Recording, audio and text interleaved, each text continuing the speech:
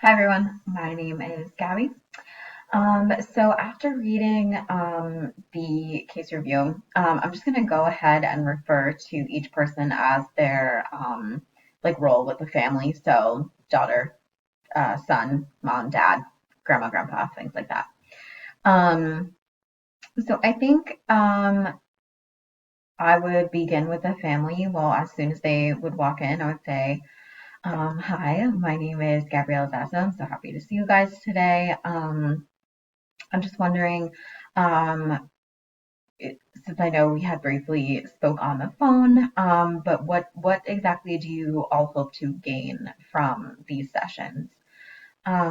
Is there a common goal that we're trying to reach, or is there individual specific goals that you're trying to reach? And I would try to dig a little bit deeper into, obviously based on their answer, into hopefully finding a common goal that we can collectively work on. Um, I would then suggest setting some ground rules. So I would say something along the lines of, I understand that we have and will have differing opinions throughout sessions, and I just want to go ahead and start now by perhaps setting some ground rules, such as um, maybe allowing daughter to take a break if she becomes triggered by the discussion about her suicide attempt or any other discussion for that matter. And maybe we can set a time limit on that. Maybe she could take a 5 minute break or a 10 minute break. But I think putting on a limit would be most helpful. So we can check in with her and make sure that she's doing okay. I would also suggest maybe one person talks at a time, just so that everybody gets a chance to have their voice be heard. And also just general respect. We definitely want to be listening while, someone else is talking or talking to us or addressing us. So if we can just try to be as respectful as possible. I'm open to hearing what other ground rules you guys would love to suggest or add to the list. From there, I would explain the information gathering piece.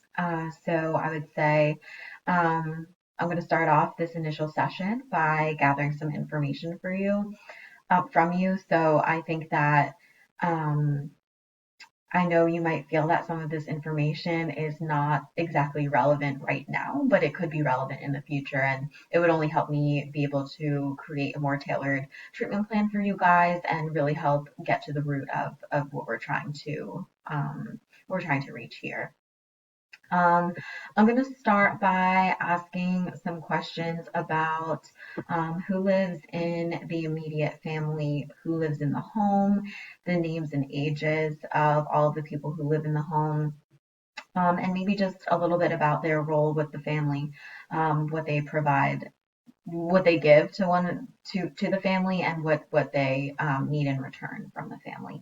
I would also ask about extended family and natural support. So, are there any other people in your life that you count on for emotional support or any other kind of support, even if they, watch daughter and son during the week while mom and dad are at work, or if you go to church with them, or anybody who we can also include in future plans?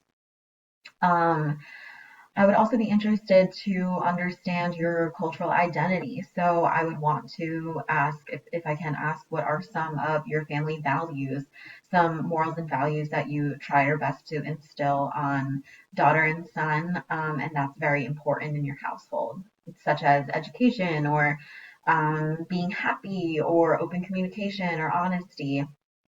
Um, Also, tell me a little bit about your ethnicity.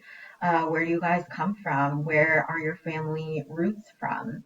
How do you guys celebrate holidays and birthdays? And what are some important events that happen throughout the year that you guys do celebrate? And also, are you religious? Do you go to church?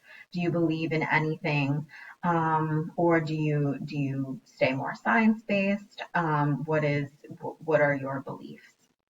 I would then ask about health and development. So, tell me a little bit about, Mom, tell me a little bit about your health and development growing up. Did you have any major or significant surgeries or sicknesses or mental health concerns? And I would ask those same questions to um, everybody who's in the session. Um, I would also ask about health and aside from health and development, medications. So is anybody taking medication? Is anybody interested in medication? Is that something you want to discuss? Is that something you guys don't believe in? Um, and then that would lead into behavioral and emotional patterns. Um, when did you start noticing that you were feeling signs of depression? When did you start having suicidal ideations? How old were you when you first had your first emotional outburst? So trying to understand around what time symptoms started happening, I think is super beneficial in understanding. Um, I would also ask the family to tell me a little bit about your education level and what you do for work. Um, for the mom and dad, I would go more in a work or career um, direction. And with the kids, I would ask, tell me about school. What are your favorite subjects? What are your least favorite subjects? What kind of grades do you get? Do you have a lot of friends in school? Who are your best friends? I would ask, are there any challenges in school? What are your goals with school? Do you want to graduate? Do you want to get your GED? Do you want to go to job training? Um, and then once I get that information, I think I'll ask more about bringing it back to the family. What do you guys like to do for fun? When you have some free time, what do you enjoy doing together? Is there anything you guys do together every day, such as eat breakfast or dinner or watch a movie? Or sit at the table and do homework? Or what are some things you used to do that that kind of fell off that you don't do anymore? Um, I would also ask about current safety concerns in the home. I would definitely ask, are we locking up and keeping medication, out of reach just to avoid a possible another overdose? Are we careful about knives and sharps, considering daughter's suicidal ideations? And then I would ask other general safety questions about the home, like are the children or teens left home alone often? What do they do after school? What time do parents get home from work? And I think just understanding where everybody is during the day and where there could be a possible lapse in support that could be causing some of these behaviors. I would also ask the family, tell me about your finances. Do you rent your home or do you own your home? Um, is mom and dad both equally contributing to finances, or does one have the upper hand more than the other, which I know can cause a little bit of a strain in a relationship.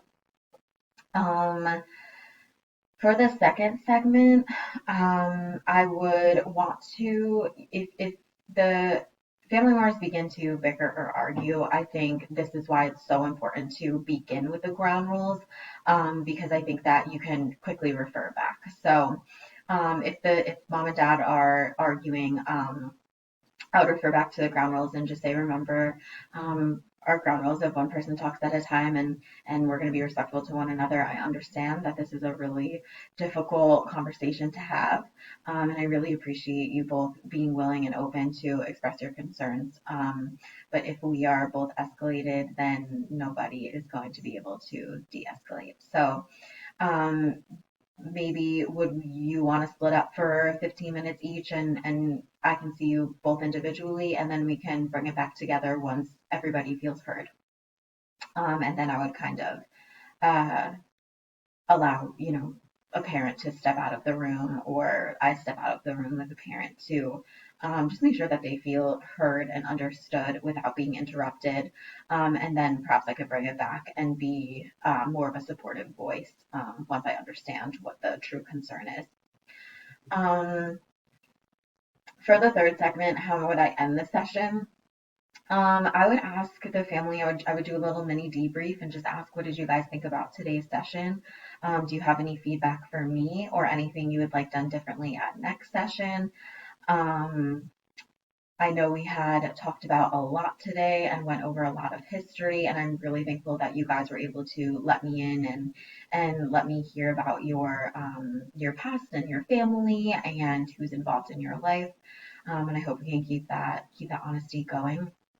I know we didn't exactly come up with a common goal or a family vision. So if you can, from now until the next time that we meet, if you guys can maybe sit together at dinner or on the car ride home and discuss, a common goal that we would all like to reach. And then I would see them out and thank them for coming and reschedule for the following week or day or whatever they choose to attend. And hopefully moving forward, they can start to build more trust in me. And I think also going back to um, splitting up sessions, I think it allows the person um, to be able to feel a little bit more open with their emotions. And I think that would be a really great time for me to work on the joining process to really empathize and say, I that must have been really difficult growing up with parents who were struggling with mental health and who were physically and emotionally abusive. If I were talking with the dad, so I think that um, setting those ground rules and splitting up could be a great benefit to the joining process and the initial stage. So thank you guys for watching.